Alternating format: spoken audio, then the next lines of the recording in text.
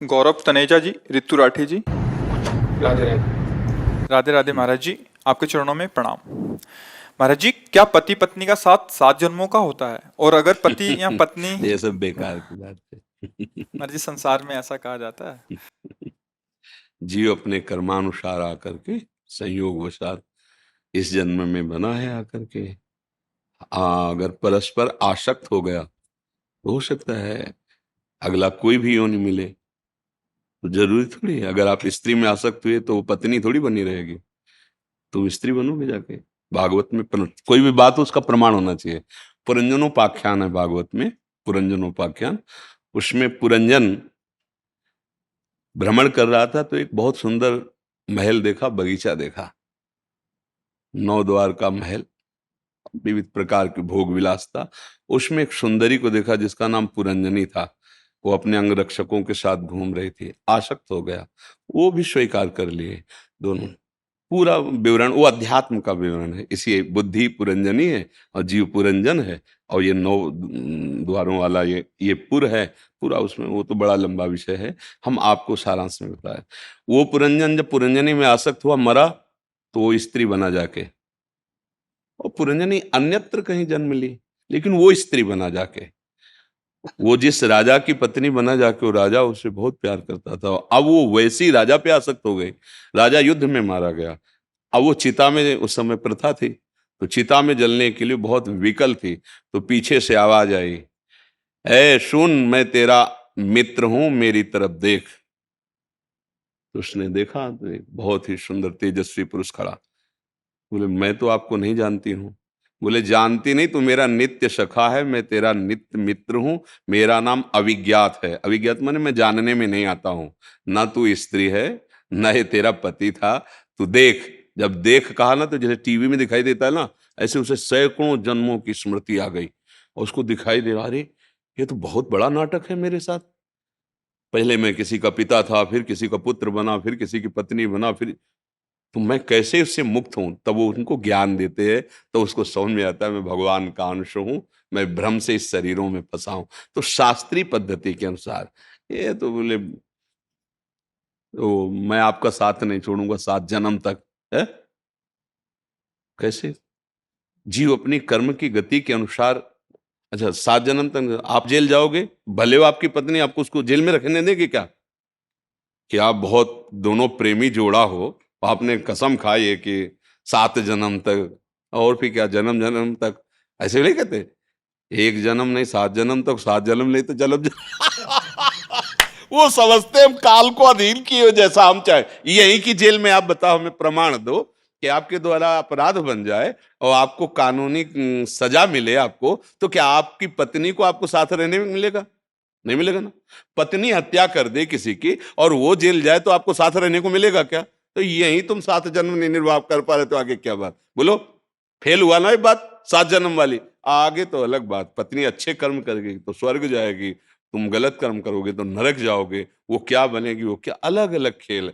एक महात्मा में दृष्टांत में बताया था कि एक गांव के परिवार में संत जन आया करते थे। तो पत्नी बड़ी श्रद्धावान थी, वो सत्संग सुना करती थी। पत्नी के ऐसे भाग्य थे कि पति बहुत ही बहिर्मुख, इधर उधर आचरण करने वाला। पत्नी ने तो गुरु बनाया और नाम जप करना ऐसा। और पति तो बार बार प्रार्थना करते कि देखो, हमारे गुरुदेव भगवान आते रहते हैं, आप उनसे मंत्र ले लीजिए। बिना भजन का जीवन व्यर्थ का जीवन होता है, ऐसा। तो एक दिन कहा, ठीक है, आज हम गंगा स्नान करने जाएंगे, अपने गुरु जी से कह देना हमें दे दे मंत्र। स्नान करने जा रहे, 4-5 मित्र, कहाँ जा रहे हो? मैं बोलो, रोज लगी रहती है गुरु मंत्र ले लोगे तो आज ना। अरे कहा है, जहाँ वो ऐसे बहिर्मुख पुरुषों का संग, फिर उसकी श्रद्धा बदल गई। अरे कौन फंसे, ये नियम वो नियम, इतना जप इतना, ये सब हमसे नहीं होगा। घर आया और पत्नी को डांट लगाई, हमसे नहीं होगा। कुछ दिनों बाद शरीर छूटा। पति में प्रियता होने के कारण वो भजन का वास्तविक लाभ नहीं ले पाई। वो एक राजा की राजकुमारी हुई जाकर के, और उसका पति हाथी हुआ जाकर के। अब वो पशु देह में जब वो राजकुमारी को देखता, तब उसको समझ, ये मेरी पत्नी है। उसको पत्नी के भजन के प्रभाव से संबंध का बहुत बड़ा लाभ मिलता है। वो तो ये तो राजकुमारी है हुई, और मैं हाथी के शरीर में हो गया। अब जैसे जैसे नौ किशोर अवस्था हुई, अब वो राजकुमारी का स्वयंवर, तो हाथी ने भोजन छोड़ दिया, खाना पीना छोड़, क्योंकि उसको पता यार इतना हमें प्रेम करने वाली पत्नी अब दूसरा कोई वरण करेगा। राजा के बहुत वैद्य जो पशु सेवा चिकित्सा वाले थे, उन्होंने बताया बचेगा नहीं, कुछ खा पी नहीं रहा, ऐसा है। राजकुमारी पवित्र दृष्टि के भगवत भजन करने वाली थी, बोले हमें कुछ मिनट के लिए इस एकांत, इस जो हाथी का किशोर है इससे बात करने दीजिए, ये ठीक हो जाएगा बात करने मात्र से। नजदीक गई और कहा भगवत कृपा से, गुरु कृपा से तुम्हारे लिए ही हमारा जन्म हुआ है, क्योंकि तुम भजन नहीं किए। देखो तुम हाथी बने ना, हम किसी और के गले में माला नहीं डालेंगे, आपके ही गले में डालेंगे। पर अब आप जो गुरु मंत्र हमें मिला था वो हम आपको दे रहे हैं। अब चुपचाप जो मंत्र आपको हम सुनाई दे रहे हैं उसका आप जैसे बने तैसे चिंतन करो और भोजन शुरू करो। हम इतना भजन करेंगे कि अब आपको भी ले जाएंगे भगवत धाम में। वो राजकुमारी बनी, वो हाथी बना। पर भजन का फल ये था कि दोनों का पुनः संयोग हुआ।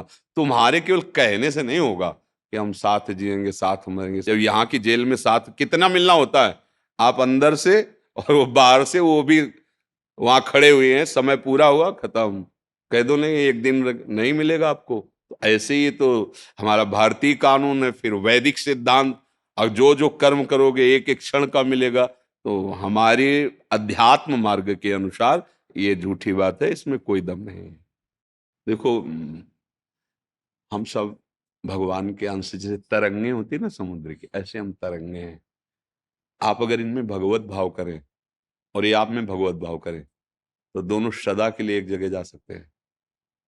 स्त्री भाव पुरुष भाव से नहीं, ये विनाशशील भाव है कि मेरे प्रभु मुझे सुख देने के लिए, प्यार करने के लिए इस रूप में आए, और ये आप पर भावना करे कि मेरे प्रभु मेरे पति के रूप में आए हैं। अब दोनों प्रभुमय भाव हो गया तो दोनों एक ही जगह तो पहुंचोगे, प्रभु के पास, वहीं पहुंच गए। फिर तो अनंत काल के लिए एक जगह पहुंच गए ना। अगर शरीर भाव में रहे तो फिर ट्रांसफर अलग अलग हो सकता है, अगर भगवत भाव में आए तो एक ही जगह जाला है। एक दूसरे में भगवत भाव, कभी आपस में किसी भी बात को लेकर ऐसा वैर विरोध ना हो कि आपस के प्रेम में, आज जीवन प्रेम में मिला है। थोड़ी बात सहन कर लिया, थोड़ी आप सहन कर ली, दोनों प्यार से आगे बढ़ते हुए देखो भगवान आए इन रूपों में। हाँ, इनको दुलार कर, ठीक है। धन धन धन जय जय श्री राधे, जय जय श्री राधे, जय जय ओहो। देखो बच्चों पर कैसा प्रभाव पड़ता है आचरण का। आप प्रणाम करें तो उठो, हो गया प्रभु। ले जाओ, धन्यवाद धन्यवाद धन्यवाद।